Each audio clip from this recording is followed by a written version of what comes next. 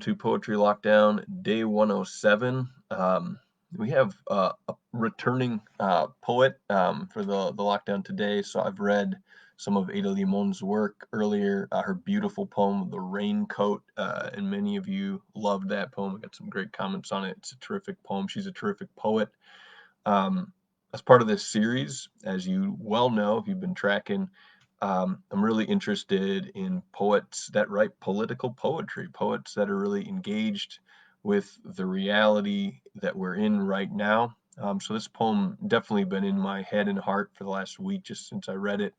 And yeah, she's writing about the national anthem, which, as you know, is definitely a controversial topic. And I think if I am tracking the publication date of this, I think she was definitely had Colin Kaepernick in mind, and his kneeling during the national anthem when she wrote this poem.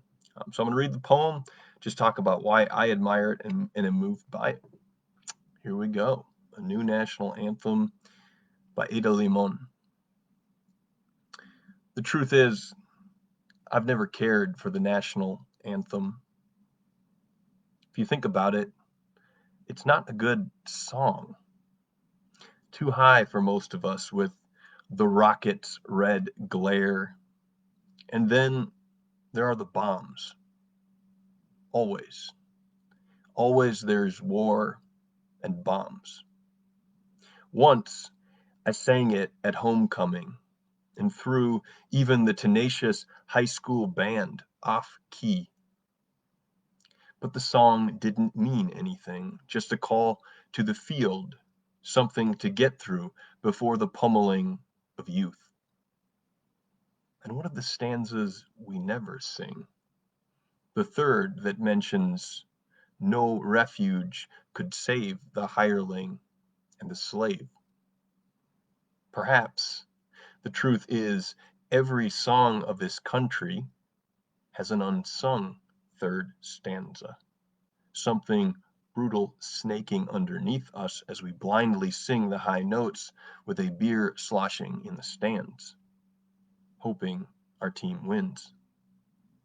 Don't get me wrong, I do like the flag, how it undulates in the wind like water, elemental and best when it's humbled, brought to its knees, clung to by someone who has lost everything. When it's not a weapon, when it flickers, when it folds up so perfectly, you can keep it until it's needed, until you can love it again, until the song in your mouth feels like sustenance, a song where the notes are sung by even the ageless woods, the short grass plains, the Red River gorge, the fistful of land left unpoisoned. That song, that's our birthright. That's sung in silence when it's too hard to go on. That sounds like someone's rough fingers weaving into another's. That sounds like a match being lit in an endless cave. The song that says, my bones are your bones, and your bones are my bones. And isn't that enough? That was Ada Limon's A New National Anthem, deeply moving poem. And also I'm just always impressed when poets take on these massive political subjects and then manage to in my opinion, to really hit a home run, to use a baseball metaphor.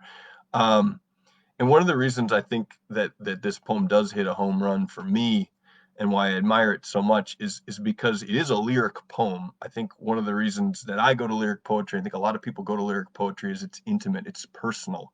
I mean, this poem starts out with this poet speaker herself, right, singing the national anthem and having personal memories of it, and then it takes a turn, right? And for me, where this poem really turns and shifts and does something that I wasn't expecting it to do. I'm always looking to be surprised in a poem, is when she starts talking about the flag.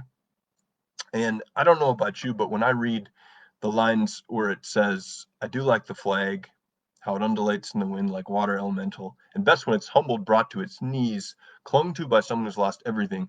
What I picture here, and I was surprised to find myself finding it, is a loved one, a family member of a veteran who receives the flag after that loved one has died. And all of a sudden, the stakes of this poem have gotten so much higher. Um, and what began with a very personal individual moment has now all of a sudden expanded and gotten much bigger. And then we get the Red River Gorge, the fistful of land left unpoisoned, and then all of our bones. My bones are your bones and your bones are my bones, and isn't that enough? There's this beautiful question that it ends with, and it's so large. This poem has got started from this small individual place, and it got so big. I marvel at that. I also just wanted to share before closing out here. The poet was asked about this poem and talked about this poem in an interview. I linked to it, but I really love the way she speaks about it. So she says, this poem ends with a song that says, "My bones are your bones and your bones are my bones, and isn't that enough?" And Ada Limón says in this interview, "Well, isn't that enough? I don't know. Clearly it's not, but I want it to be enough." I feel like poems can sometimes fail by trying to be too resolute or by trying to give some received wisdom when there is none. I'm not a wise person. I've lived some years, I've had some experiences, but do I have wisdom to pass on? I don't know. I think I have questions to pass on. I love that. And honestly, I think this moment that we're living through is a moment for questions. And I think that she's asking the right ones and great questions for us in this moment. So thank you, Ada Limón, for this terrific poem. And thank you all for listening. Hope you have a good rest of your day.